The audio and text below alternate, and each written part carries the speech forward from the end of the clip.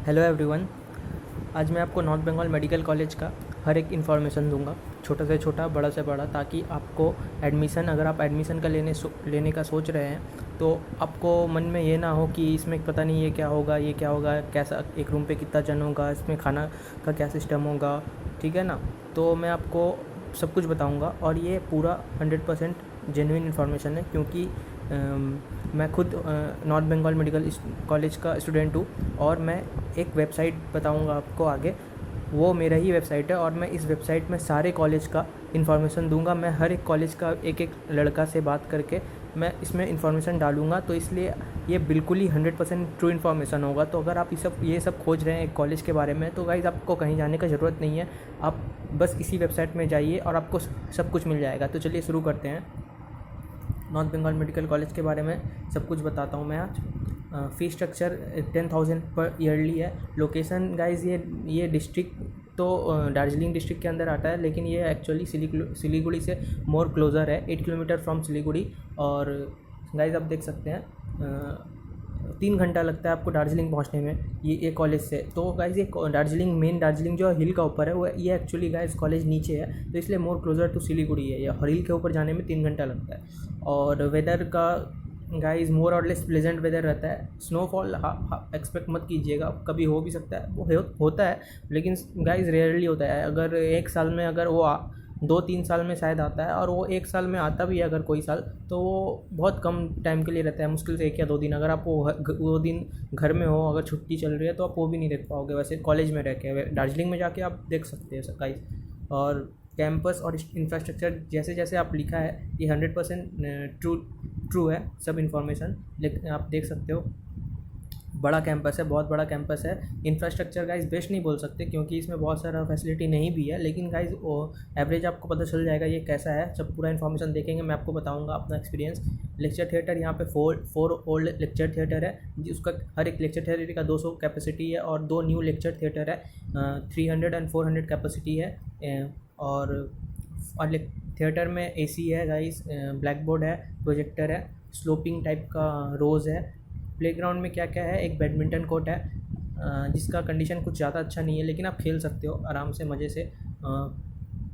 Football एक ground है, open ground है, उसमें फुटबॉल या क्रिकेट खेल सकते हो आप। एक वॉलीबॉल फील्ड है और एक जिम है, लेकिन उसका भी कंडीशन कुछ खास नहीं है गाइस।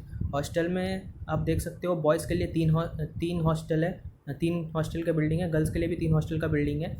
बॉयज़ के लिए हर एक रूम पे 4 से 5 जन रहते हैं फर्स्ट ईयर में, और ऑलमोस्ट ये जाके थर्ड या फोर्थ सेम में आप 3 हो जाओगे, मतलब 4 या 5 से 3 हो जाओगे। और उसके बाद 5th सेम में जाके आप 2 हो जाओगे गाइस। तो और ये मैं नाम बता देता हूँ सबसे पहले।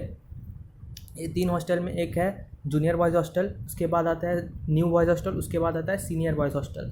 तो आप देख सकते हो गाइस, यहाँ पे हॉस्टल का रेंट लिखा हुआ है। जूनियर बॉयज़ हॉस्टल, तीनों हॉस्टल के लिए 12 पर मंथ ही होगा हर एक सिंगल पर्सन का। इलेक्ट्रिसिटी तीनों में फ्री है, ठीक है ना गाइस। और आप देख सकते हैं न्यू बॉयज़ हॉस्टल में आपको 6th सेम तक रहना पड़ेगा। 5th से 6th सेम 1 साल रहना पड़ता है। और आपको सीनियर बॉयज़ हॉस्टल में आपको उसके बाद 6th सेम के बाद, मतलब 7th सेम से आपको बाकी का इंटर्नशिप तक रहना पड़ेगा।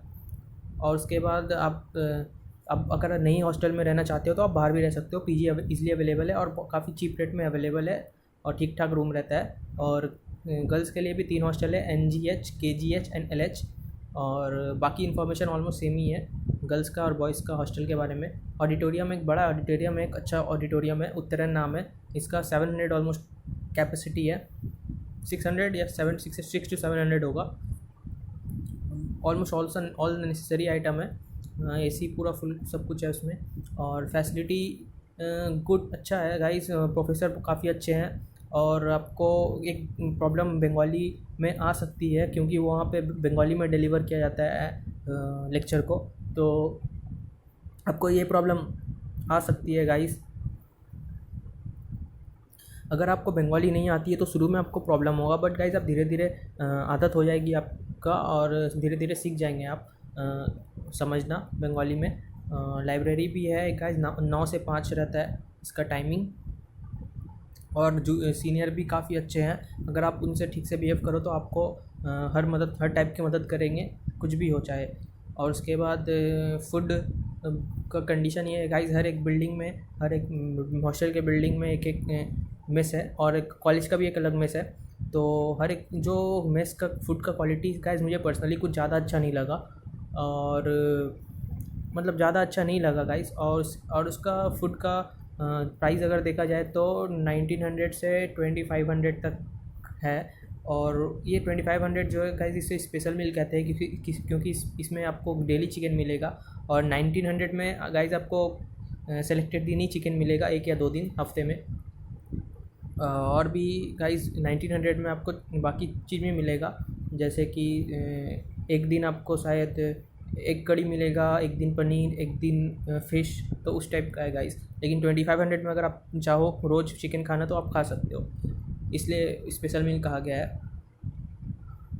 अगर गाइस और एक ऑप्शन क्या है कि अगर आप लोग नहीं खाना चाहते हो तो आप फिर आपको एक नया मेस खोलना पड़ेगा। एक बाहर में अगर रूम आपको मिलता है, जिसमें कि ओनर से आप परमिशन लेके एक मेस खोल सकते हो। उसमें आप एक मासी को रख सकते हो, मासी सब कुछ काम करेगी, आके सामान लेके आएगी दुकान से, खाना बनाएगी और फिर खाना बना के चली जाएगी। आपको बस जाके खाना पड़ेगा वहाँ पे। वो मेस का वो रूम का रेंट आप लोग को ही लेना पड़ेगा, मासी को भी आप लोग को ही रखना पड़ेगा। मासी हर एक बंदा का कुछ चार्जेस लेती है बनाने का, तो हर एक मंथली, तो उस हिसाब से पे करना पड़ेगा मासी को। और सामान का ग्रॉसरी शॉप का गाइस आपको खाता चलेगा वहाँ पे, तो लास्ट में आप एंडिंग में कितना बिल आया ग्रॉसरी शॉप से, आप फिर उसके बाद जितना भी टोटल हुआ उसके बाद डिवाइड करके आप लोग अपना अपना कर सकते हो गाइस। तो ये ऐसा कर सकते हो अगर आप नहीं खा पाए तो, अगर आप मजबूर हो, वरना अगर आप खा सकते हो तो आप नीचे खाना चाहिए आपको हॉस्टल में, लेकिन आप बाहर भी खा सकते हो।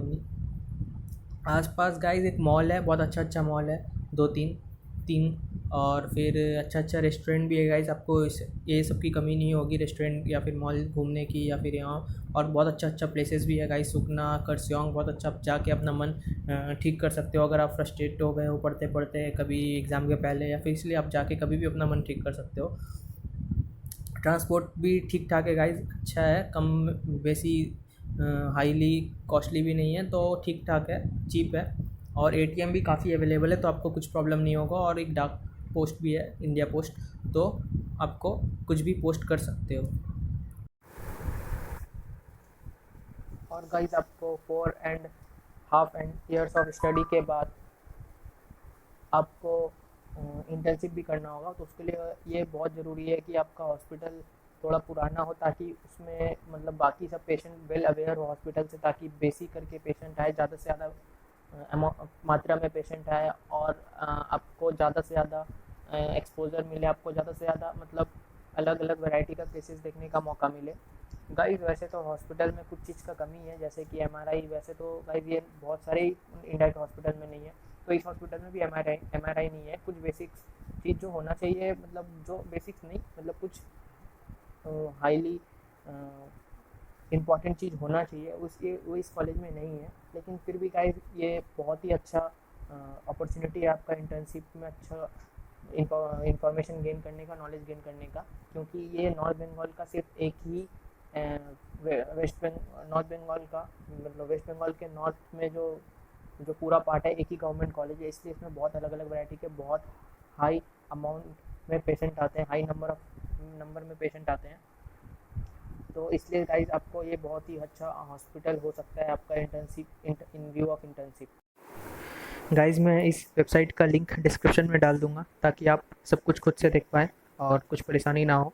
और गाइस आप अगर और भी कॉलेज के बारे में जानना चाहते हैं तो मेरे चैनल को ज़रूर सब्सक्राइब कीजिए, like the video and comment if you want any changes.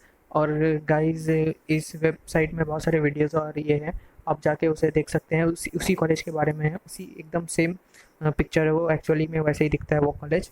और